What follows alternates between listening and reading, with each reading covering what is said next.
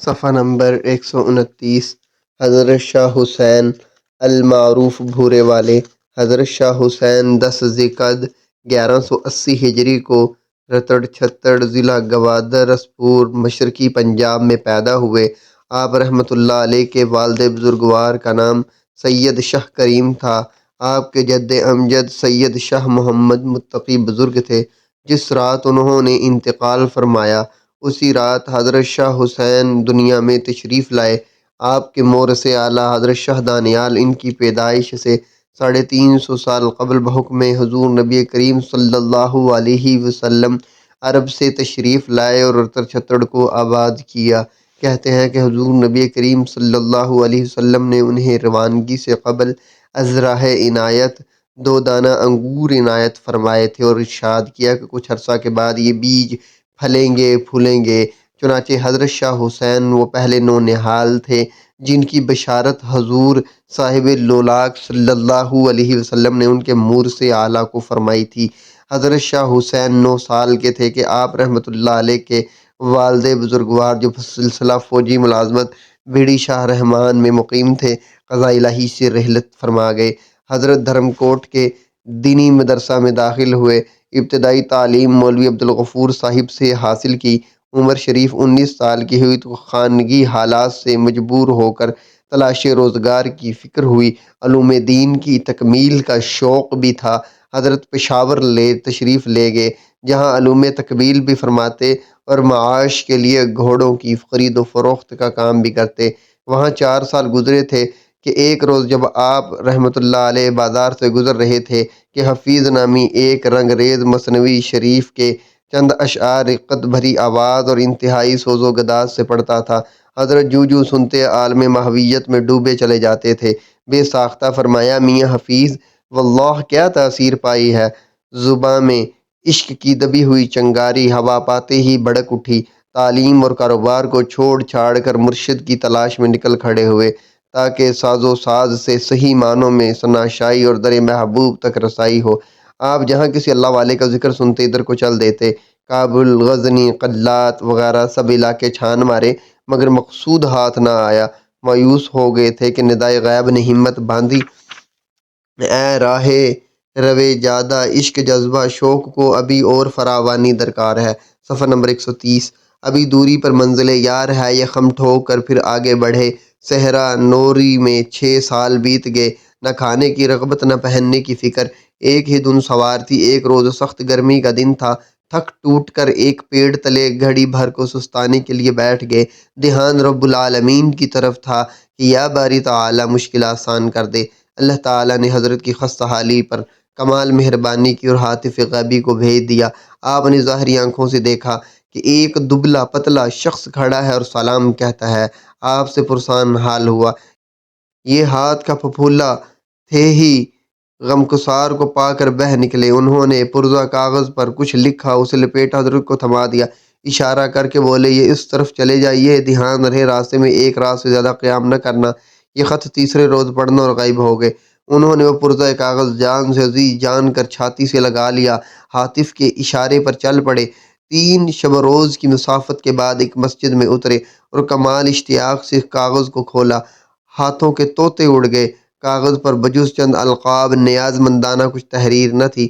یہ جی ہی جی میں بھی چوتاب کھا رہے تھے کہ مسجد کے دوسرے کونے میں امام صاحب بیٹھے ان کی بےتابی کو بھانپ رہے تھے۔ آخر قریب آئے اور بے چینی کا سبب دریافت کیا۔ یہ محبوب کی تلاش میں دیوانے ہو رہے تھے۔ سرد آہ بھر کر قصہ درد سنانے لگے۔ امام صاحب محبت سے بولے گھبرائیے نہیں، مجھے آپ کے حالات کا علم ہے۔ یہاں سے قریب ہی ایک گاؤں شالہ نامی مشہور ہے، وہاں مسجد میں ایک حافظ نابینا رہتے ہیں، یہ خط انہیں دے دے، انشاءاللہ وہ آپ کی رہنمائی کریں گے۔ حضرت کی جان میں جان آئی اور اللہ کا نام لے کر حافظ صاحب کی طرف چل پڑے۔ حافظ صاحب قبلہ جن کی دل کی آنکھیں روشن تھی حجرہ میں تشریف رکھتے تھے۔ یہ داخل ہوئے، دروازہ بند کر لیا، خط ہاتھ میں لے کر بولے حضرت راقم الحروف نے پاس ادب سے مکتوب الیہ کا پتہ تحریر نہیں کیا۔ یہ خط جس بزرگ ہستی کو لکھا گیا ہے ان کا اسم گرامی حضرت قاضی حاجی احمد ہے۔ روگوٹ قاضی احمد نزد دم شریف سندھ میں رہتے ہیں۔ یہاں سے 8 یوم کی مسافت ہے اور انہیں دعا دے کر رخصت کیا۔ اللہ اللہ جس راہ و وجادہ عشق نے بغیر شناسائی منزل 6 سال صرف تلاش اور امید پر صرف کر دی ہوں۔ 8 روز کا سفر اس کے لیے کیا مشکل تھا۔ منزل سے آگاہی پا کر خوشی خوشی روانہ ہوئے۔ ہر قدم پر دل کو دھوکا ہوتا کہ وہی منزل سامنے لے لائے، شوق کو بہلاتے پھسلاتے آخر انہوں نے منزل کو پا لیا۔ منزل آپ رحمۃ اللہ علیہ جب قاضی احمد صاحب کے مبارک دیس میں وارد ہوئے تو رات کا وقت تھا۔ صفحہ نمبر 131۔ اندھیری رات اور بارش ہو رہی تھی، راستے پانی اور کیچڑ سے اٹے ہوئے تھے، مگر یہ تھے کہ شوق دید میں بے تاب مردانہ وار آگے بڑھتے جا رہے تھے۔ جب دیار محبوب کے پاس پہنچے تو گلی میں 3 آدمیوں سے مٹ بھیڑ ہو گئی۔ ایک کے ہاتھ میں مشعل تھی۔ آپ نے سلام میں پہل فرمائی اور جواب ملا، حضرت قبلہ کے حکم سے ہم لوگ آپ ہی کی راہ دیکھ رہے ہیں، چلیے اندر تشریف لے چلیے۔ یہ عزت افزائی مارے خوشی کے سب مصیبتیں اور تکان بھول گئے۔ حضرت قبلہ کی خدمت میں حاضر ہوئے، بڑے پرتپاک لہجے میں ملے، ارشاد فرمایا آپ آرام کیجیے، صبح ملیں گے۔ خدام سے معلوم ہوا کہ حضرت قبلہ بھی نہ صرف ان کی آمد کی منتظر تھے بلکہ فرماتے تھے پنجاب سے ایک صاحب بلند استعداد طالب حق آنے والا ہے، بارگاہ رب العزت میں اس کی بڑی قدر و منزلت ہے، یہ اس قدر افزائی پر سجدہ شکر بجا لائے۔ بیعت صبح جب حضرت قبلہ کے روبرو ہوئے تو انہیں کمال محبت سے سلسلہ عالیہ میں داخل فرمایا اور خوشخبری دی۔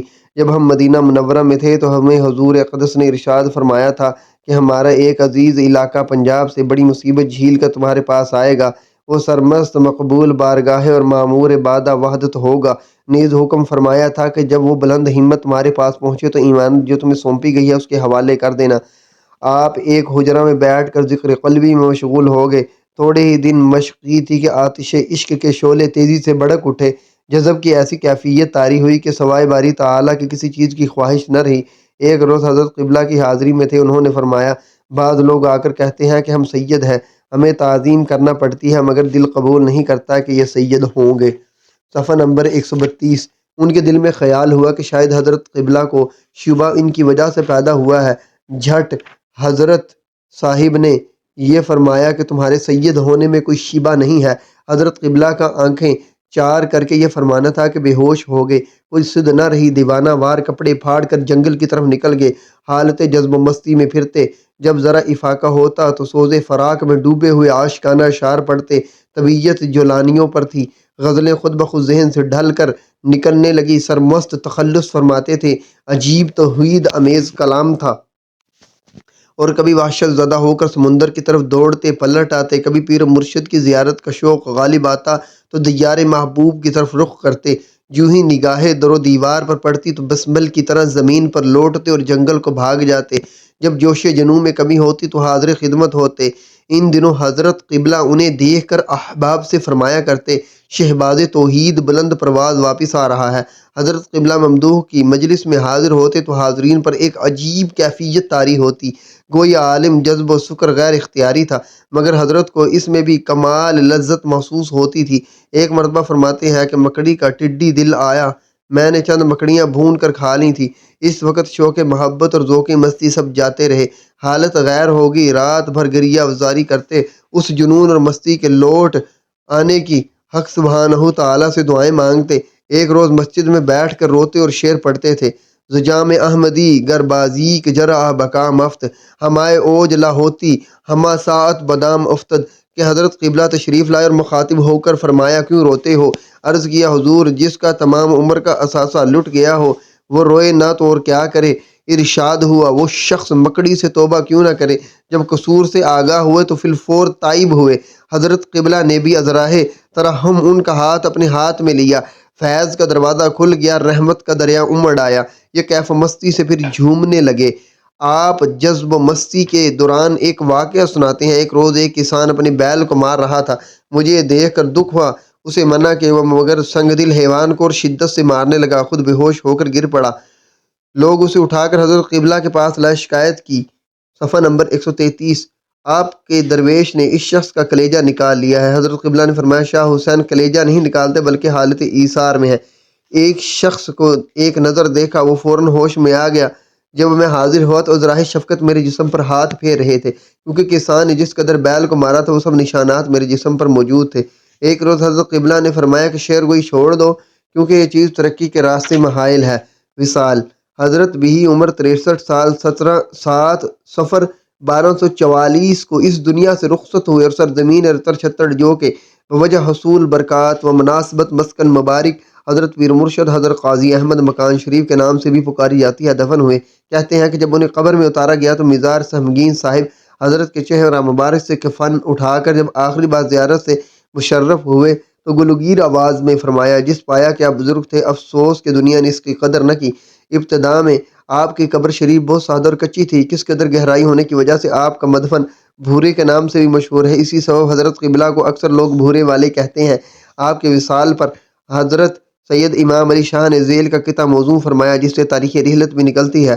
در سفر ماہ سفر چوں حضرت مخدمی بے خود سفر ازیں دائرہ موہمی تاریخی وفات آن کامل اکمل دلے گفت بگو مرشد خود مخدومی۔ صفحہ نمبر 134 قطب الاقطاب ابو البرکات حضرت سید امام علی شاہ صاحب رحمۃ اللہ علیہ۔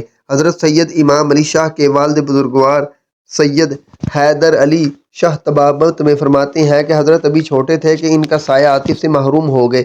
ابتدائی دینی تعلیم مولانا فقیر اللہ دین کوٹی سے حاصل کی اور آبائی پیشہ طبابت کی کتب حافظ محمد رضا اور مولانا نور محمد چشتی سے مطالعہ فرمائی۔ بچپن ہی سے آپ کی طبع میں عشق و گداز اور سوز و ساز بھرا ہوا تھا، شاعری کی طرف مائل تھے۔ دوران تعلیم میں بھی فی البدیہ اشعار کہا کرتے تھے۔ اس دوران ایک مرتبہ شیوخ الشیوخ بابا فرید گنج شکر کے مزار پر حاضر ہوئے، وہاں ایک منجم بیٹھے ہوئے تھے۔ فرماتے ہیں وہ میری طرف سے غور دیکھ کر بولے، اس صاحبزادے کا رتبہ بہت بلند ہوگا اور خاندان کے ایک سن رسیدہ بزرگ سے فیض حاصل کرے گا۔ یہ ان کی بات پر بہت متعجب ہوئے۔ خاندان کے تمام لوگ آنکھوں کے آگے گھوم گئے۔ آخرکار انہی ایام میں فخر خاندان حضرت شاہ حسین سے ملاقات ہو گئی۔ آپ کے بشرے پر فیوض رحمانی و تجلیات نورانی کی مجلتی کرنوں کو دیکھ کر فرمانے لگے، صاحبزادے کون سی کتاب پڑھتے ہو؟ یہ ابھی جواب نہ دینے پائے تھے کہ ارشاد فرمایا مثنوی شریف پڑھا کرو، اس کے مطالعہ سے عمل میں اصلاح، اعتقاد میں سچائی، قلب میں روشنی، روح میں قوت پیدا ہوتی ہے۔ گویا اعلیٰ حضرت یہ سبق اس بچے کو دے رہے تھے جس نے ایک دن سرتاج ولایت اور امام الاولیاء بننا تھا، جس کی آمد کی بشارت حضور سرور کائنات صلی اللہ علیہ وسلم نے ان کے جد اعلیٰ کو دی تھی، جن کی تربیت کے لیے حضرت شاہ حسین کو سید الاولین و آخرین حضور نبی کریم صلی اللہ علیہ وسلم کی طرف سے خصوصی احکامات ملے تھے۔ اگلے روز اعلیٰ حضرت نے انہیں طلب کیا، مثنوی کے چند اشعار کی تشریح فرمائی اور حضرت کلیجہ مصوص کر رہ گئے۔ اس روز کے بعد انہیں بھی کچھ ایسا عشق ہو گیا، روزانہ کتاب لے کر اعلیٰ حضرت کے پاس جاتے اور باقاعدہ سبق لینے لگے۔ صفحہ نمبر 135 کہتے ہیں کہ مثنوی کی تشریف اور فصاحت اعلیٰ حضرت پر ختم تھی۔ اس دل نشیں انداز میں بیان فرماتے کہ حاضرین دم بخود ہو کر رہ جاتے۔ بیعت ادھر تو اعلیٰ حضرت مثنوی شریف کا درس دیتے تھے، ادھر ان کی دل میں ان کی عظمت گھر رہی تھی۔ فرماتے ہیں کہ دوران تعلیم ایک مرتبہ اعلیٰ حضرت کے ساتھ حافظ محمود صاحب کے پاس جہلم گیا۔ دونوں اولیاء کامل کے ملاپ سے عجیب و غریب مشاہدات دیکھنے میں آئے۔ گرد و نواح کے لوگ حضرت قبلہ حافظ صاحب کے ہاتھ پر بیعت کر رہے تھے۔ انہوں نے نبی ارشاد کے لیے درخواست گزار دی۔ حافظ صاحب قبلہ نے فرمایا، اللہ پاک تمہیں اپنے مرشد کی محبت عطا کریں گے۔ ان کا اشارہ اعلیٰ حضرت کی طرف تھا۔ کہتے ہیں اس روز سے میرے دل میں سچ مچ اعلیٰ حضرت کی محبت امڑ آئی۔ جب وہ واپس ہوئے تو میں نے بیعت کی التجا کی، انہوں نے از راہ عنایت درخواست قبول فرمائی، ذکر کی تلقین فرمائی۔ تھوڑے ہی عرصہ کی ریاضت و عبادت اور اعلیٰ حضرت کی توجہ سے وہ مقام حاصل ہو گیا جس کے لیے سالک سالہ سال مجاہدے کرتے ہیں۔ حضرت کی نظر فارس کی تاثیر رکھتی ہے، جدھر نظر اٹھی مس سے خام زر خالص بن جاتا۔ آبادی سے دور ڈھولی ڈھاب تالاب پر کئی راتیں مراقبہ میں مشغول رہتے، تنہائی میں اللہ اللہ کرتے اور اوراد و وظائف کا جو معمول آپ کے پیر مرشد نے مقرر فرمایا تھا اوراد و وظائف کا جو معمول حضرت کے پیر و مرشد نے مقرر فرمایا تھا اس پر تمام عمر کاربند رہے۔ اعلیٰ حضرت کا بے حد احترام فرماتے، خوشنودی طبع کے لیے ان کی خدمت میں کوئی دقیقہ فروغ گزاشت نہ کرتے۔ کہتے ہیں کہ اعلیٰ حضرت ان کی سواری کے گھوڑے کا بول و براز مٹی کے برتن میں بھر کر سر پر رکھتے، ہر روز دریا میں بہا دیتے اور طبیعت میں کبھی کراہت محسوس نہ فرماتے، بلکہ جب لوگ تندن دریافت کرتے سر پر کیا چیز لے جاتے ہو، کہتے فرماتے اس میں عطر ہے۔ ایک مرتبہ کسی نے بھرے ہوئے مٹکے کو ان کے سر پر توڑ دیا، حضرت کا چہرہ مبارک اور کپڑے آلودہ ہو گئے۔ جب اعلیٰ حضرت کے اس واقعہ کا علم ہوا تو حضرت بے حد مہربان ہوئے۔ حضرت کو ان بے بہا خدمات کے صلہ میں حق سبحانہ و تعالیٰ نے بے شمار نعمتوں سے نوازا تھا۔ حضرت کے چہرے پر ہر وقت ایک نور برستا رہتا تھا۔ حضرت نے احترام پیر کے جذبہ کو مرشد کے وصال کے بعد بھی ملحوظ رکھا۔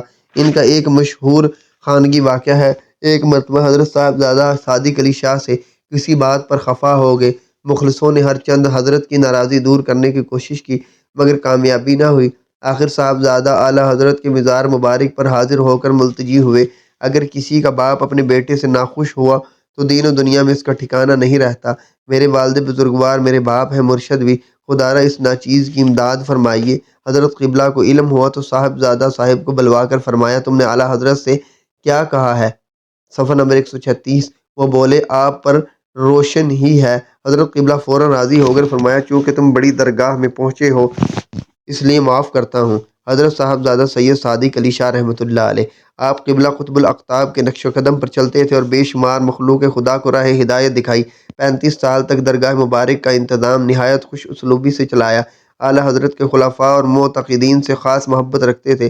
سب وابستگان سلسلہ ان کا بہت احترام کرتے تھے۔